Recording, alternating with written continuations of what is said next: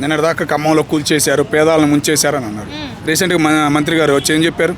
ఒక్కొక్కరికి ఎంత నష్టపరిహారం ఇస్తామన్నారు, వాళ్ళకి ఇల్లు ఇస్తామన్నారు. కాంగ్రెస్ పార్టీ ఎవరికి నష్టం అనేది చేయదు, ముఖ్యంగా హైదరాబాద్లో చేయదు. హైడ్రా మొదలైనప్పుడు హైదరాబాద్లో భయం మొదలైంది, కానీ చేసిన తర్వాత ఎంత గొప్పగా చెప్పుకున్నారు హైడ్రా గురించి. అసలు అంటే హైడ్రా జరిగిన తర్వాత ఎక్కడ ఏం జరిగింది, ఆ స్థలాలను ఏం చేశారు, దాని తర్వాత అభివృద్ధి ఏంటి అనేది కూడా సంబంధం ఒక్క సోషల్ మీడియాలో చూపించలేదు కదమ్మా. అంతా బీఆర్ఎస్కి అమ్ముడు పోయినట్టు ఒక్కళ్ళు కూడా చూపించలేదు కదా. ఐడియా అధికారులే వాళ్ళ సోషల్ మీడియాలో పెట్టుకుంటున్నారు అక్కడ జరిగిన అభివృద్ధి అంతా. ఒక సోషల్ మీడియాలో వస్తుందా? ఒక మీడియాలోకి వస్తుందా? ఏపీలోకి మళ్ళీ ఎక్కడ కూడా మీడియాలన్నీ బీఆర్ఎస్కి అమ్ముడు పోయినట్టు అవేమి చూపించలేదు. ఎంత అభివృద్ధి చెందింది కుక్కటపల్లిది, ఎంత అందంగా ఉంది. దుర్గం చెరువు కాలం ఎంత మురికిగా ఉండేది, ఆ రోడ్లో రావాలంటేనే కంపు కొట్టేది. ఆ నీళ్ళే తాగేవాళ్ళు మన అమీర్పేట ఇటు సైడ్ వాళ్ళందరూ. కానీ ఇప్పుడు ఎట్లా ఉంది అక్కడ? నీళ్లు తోడే విధానం కూడా చక్కగా ఉంది. ట్యాంకులు వెళ్తున్నాయి, నీళ్ళు ఇప్పుడు అమ్ముకుంటున్నారు, అదంతా బాగానే ఉంది. కానీ ఒక పార్క్ అనేది వెలిసేపటికి ఆ నదికి ఎంత అందం వచ్చింది, ఎంత విలువ ఉంది. ఇప్పుడు సేమ్ అంతే. గాంధీ గారి బొమ్మ పెడతాలో తప్పేముంది? దానివల్ల ఏం యూజ్ ఉంది? మీరు అన్ని విగ్రహాలు పెట్టుకున్నారు కదా, మీరు పెట్టలేదు విగ్రహాలు అలవాటు చేసిందే మీరు. అభివృద్ధి అని విగ్రహాలన్నీ అలవాటు చేసిందే మీరు. మరి అట్లాంటప్పుడు తెలంగాణ ఇచ్చింది సోనియా గాంధీ. ఒక గాంధీ పేరు ఉండటం తప్పేముంది తెలంగాణలో? అభివృద్ధి అయిన చోట ఎందుకు, అభివృద్ధి కాని చోట ఏమన్నా చేస్తే అభివృద్ధి అయిందని చెప్పుకో. ఎవరన్నారమ్మా అభివృద్ధి అయిందని? అన్ని లక్షల కోట్లు అప్పులు పెట్టి వెళ్తే అభివృద్ధి అయిందని ఎవరన్నారు? అప్పులు తీర్చాలంటే ఎట్లా? ఏదో పెట్టాలి. ₹1 ఆదాయం 5,000 కోట్లు కేటాయించారు, దానికి అయ్యిద్దని చెప్పారు. గవర్నమెంటే మొత్తం ఇచ్చేసిందని ఎవరైనా చెప్పారా? గవర్నమెంట్ సొమ్మంతా పెట్టేస్తుందని ఎవరైనా చెప్పారా? రాజకీయ నాయకులు ఉన్నారు 60 సంవత్సరాలు కాంగ్రెస్ పార్టీ సొమ్ము తిన్నవాళ్ళు ఉన్నారు తెలంగాణలో, తెలుసా మీకు? 60 సంవత్సరాలు, 1 సంవత్సరం కాదు, 2 సంవత్సరాలు కాదు, వారసత్వంగా వచ్చిన వాళ్ళు ఎంతో పెద్ద నాయకులు ఉన్నారు తెలంగాణలో. వాళ్ళు ఇస్తారు 10 కాదు 50 కోట్లు ఇస్తారు, 100 కోట్లు ఇస్తారు ముందుకు వచ్చి గాంధీ గారి బొమ్మ అంటే. వాళ్ళలో ప్రోత్సాహం తేవడానికే, వాళ్ళని బయటికి నడిపించడానికే రేవంత్ రెడ్డి అన్న కష్టపడుతున్నాడు. వీడియోలు అన్ని బయట పెడుతున్నాడు అన్ని, అంతే. ప్రజల సొమ్ము ప్రజలకి ఖర్చు పెడతానికే సరిపోవట్లా. ఏది గవర్నమెంట్ ఎంప్లాయర్లకే డైరెక్ట్గా పెట్టేవాడికి వాళ్ళకే కట్ అవుతున్నాయి. నాకు రూపాయి రావట్లేదు చేతికి, మరి నాకు రూపాయి రావట్లేదు అని కళాఖండం చెబుతున్నాడు. అట్లా జనం సొమ్ము ఎందుకు ఖర్చు పెడతాడు?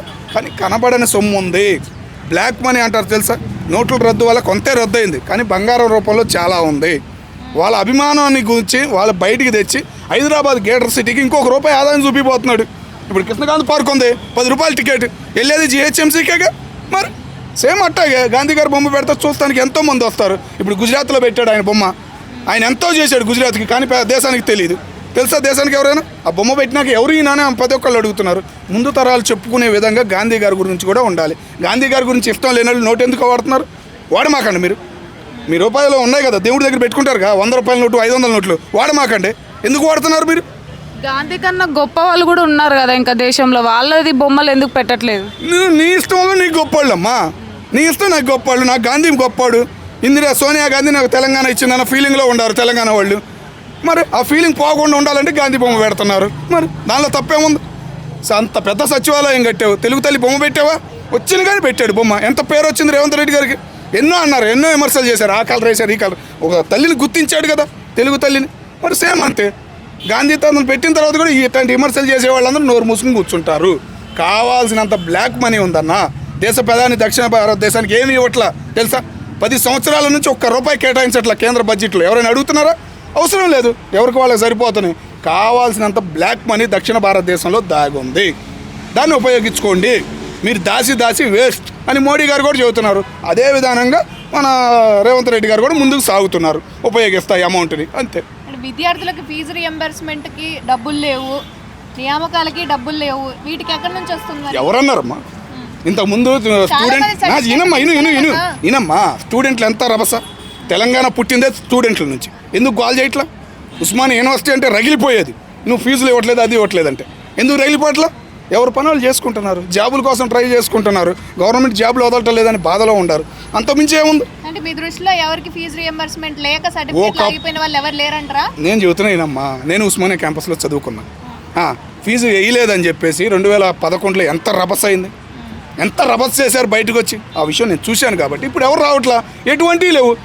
చిన్న చితికైతేనే మన సోషల్ మీడియాలో వచ్చేసింది కదా, 10 మంది పోగైనా సోషల్ మీడియాలో వచ్చేసింది. మరి ఏవి రావట్లేదంటే మేము అదే అనుకుంటున్నాం. గవర్నమెంట్ సూపర్గా సాగుతుంది కాబట్టి పంచాయతీ రిజల్ట్ బాగుంటాయి. రేపు గ్రేటర్ హైదరాబాద్ రిజల్ట్ కూడా వస్తాయి. అయిపోయిన కానీ రైతు భరోసా అది వేస్తానన్నాడు కళాఖండగా. మున్సిపాలిటీ అయిన కానీ వేస్తానన్నాడు. మరి గ్రేటర్ హైదరాబాద్ మధ్యలోనే వేయచ్చు అమౌంట్. మరి అంటే కాంగ్రెస్ ప్రభుత్వం వచ్చిన తర్వాత వేస్తా అన్నది వేస్తా అని 4 సార్లు అన్నాడు అన్న. ఇప్పుడు వేస్తాడమ్మా, తొందరగా ఉండాలి కదా. వేయటం మా కేసీఆర్ లాగా ఆయన పేరు ఏంది, మల్లారెడ్డి గారు 500 ఎకరాలు ఉంది, 500 ఎకరాలకి వేసారంట. ఆయన గర్వంగా చెప్పాడు, చెప్పచ్చు అట్లా. 500 ఎకరాలు ఉంది నాకు, 500 ఎకరాలకి వేసాడని ఆయన చెప్పాడు. మరి అది ఎంత మట్టి కరెక్ట్ మీరు ఆలోచించండి. అంత అట్ట ఆ మాట చెప్పొచ్చా ఆయన అసలు? అన్ని వేయచ్చా, అంత అమౌంట్ వేయచ్చా? మరి మీరు అర్థం చేసుకోండి. హైదరాబాద్కి ఆదాయం ఉందమ్మా, తెలంగాణకి హైదరాబాద్ ఆదాయం 60 సంవత్సరాల తెలుగువారి కష్టం జరుగుతుంది, భయంకరంగా ఆదాయం వస్తుంది. ఆదాయాన్ని ఉపయోగించాలి, ఇంకా డెవలప్మెంట్ చేయాలి, జిహెచ్ఎంసీని ఇంకా ఎక్కువగా పెంచాలి అనే ఉద్దేశంతోనే పోతున్నాడు రేవంత్ రెడ్డి గారు. ఆయన ఎదిరించే వాళ్ళు, నిలబడే వాళ్ళు ఎవరూ లేరు. అది